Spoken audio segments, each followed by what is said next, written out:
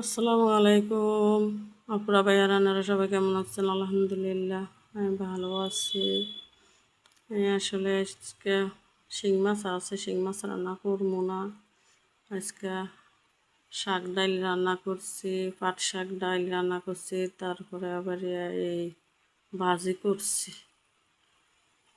করছি আর ডিম সিদ্ধ করছি। তো এটারে আমি ভাজি করছি, পেঁয়াজ তেল সব কিছু দিয়ে কুচাই লইছি। বোম্বাই মরিচ দিয়ে ভাজি করুম, লগে আলু ডোবাও দিচ্ছি। এটা আসলে কি আনেরা তো সবাই জানেন, বিটরুট। তো এমনকি ভাজি করছি। আসলে এখন আমি আবার বাজারে যাওয়ান লাগবো, আমার খুব দরকার। ছেলের লেগে মেয়ের লেগে ভাতটু বানিয়ে যাবো, ওরা খাইব। এই কারণে আমি বাজারও যাইতে বোনকে দুপুর বেলা ওইদিকে গরম মন চায় না যাইতে, তবুও যাইতে হইব, না যাই উপায় নেই।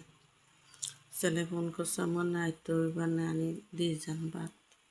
তো এই কারণে আমি যাম। ওইদিকে ছেলের জ্বর, অনেক অসুস্থ ছেলে।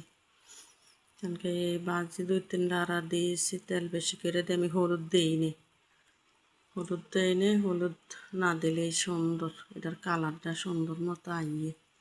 তো ঠিক আছে আপুরা ভাইয়া রান্নারে সবাই ভালো থাকবেন, সুস্থ থাকবেন, লাইক কমেন্ট সাপোর্ট করবেন। আমার চ্যানেল নতুন, সবাই মিলে একটু সহযোগিতা করবেন। সবার কাছে আমার দোয়া রইল এবং সালাম। আসসালামু আলাইকুম। সবাই ভালো থাকবেন, ধন্যবাদ।